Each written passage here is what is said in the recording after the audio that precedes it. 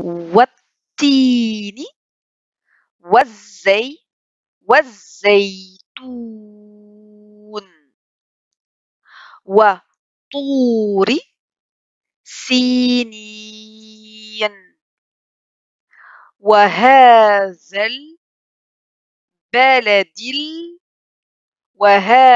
البلد الأمين لقد خلقنا الإنسان في أحسن تقويم ثم رددناه أسفل سافلين إلا الذين آمنوا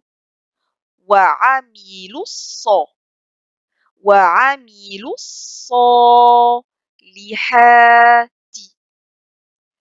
فلهم أجر غير ممنون فما يكذبك بعد بالدين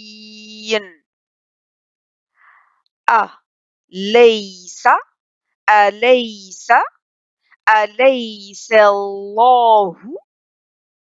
بأحكم